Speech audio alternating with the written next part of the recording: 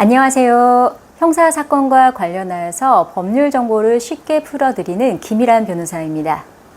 오늘은 다소 생소하지만 꼭 알아두시면 좋은 형사공탁 제도에 대해서 알려드리겠습니다.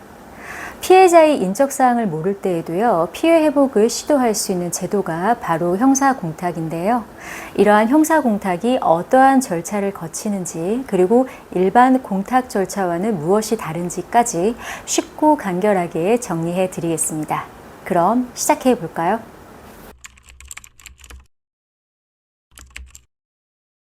형사공탁이란 무엇일까요?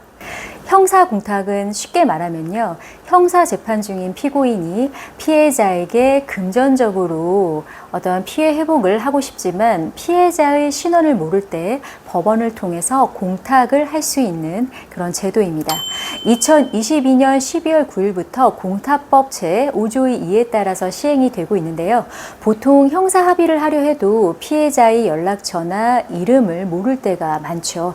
그럴 경우 공소장이나 진술서에 적힌 피해자의 이름 또는 가명 또는 성만으로도 공탁이 가능하도록 하게 한 그러한 제도입니다.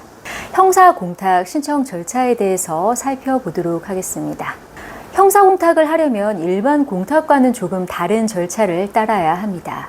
먼저 공탁서에는 피해자의 실명이나 주소, 주민번호를 쓰지 않아도요, 공소장에 나오는 피해자의 이름 또는 가명만 써서 신청서를 제출할 수 있습니다. 그리고 공탁서에는 다음의 서류를 첨부하셔야 합니다. 형사사건이 진행 중인 법원을 확인할 수 있는 서류가 필요하고요.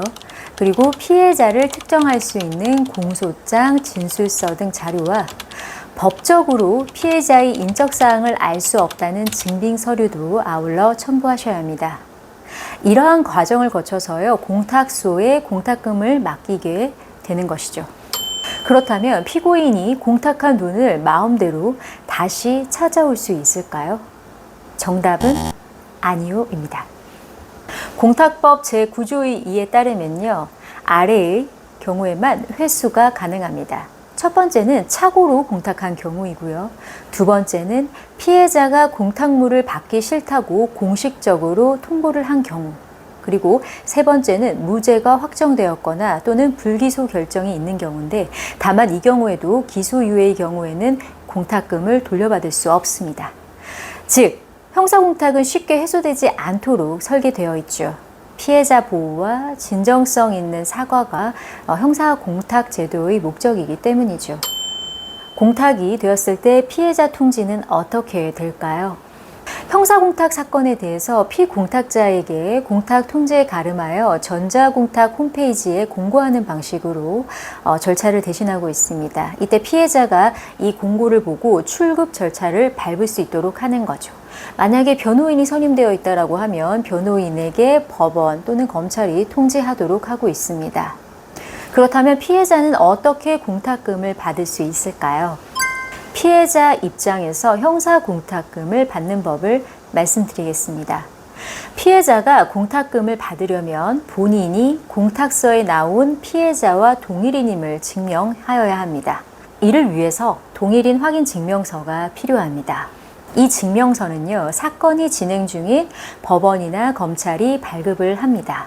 따라서 피해자 정보를 법원이 갖고 있다면 법원에 요청을 하셔야 되고요. 이미 형사재판이 종결이 되었거나 피해자의 정보가 검찰로 넘어왔다, 이럴 경우에는 검찰에 요청을 하셔야 합니다.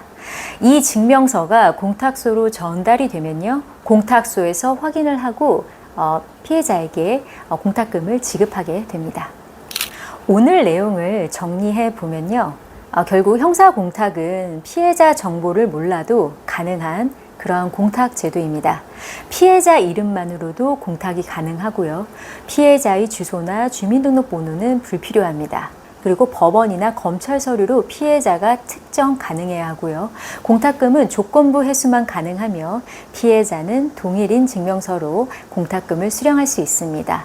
형사사건에서 피해자 보호와 피고인이 진정성 있는 배상을 돕기 위한 제도가 바로 형사공탁 제도라고 볼 수 있습니다.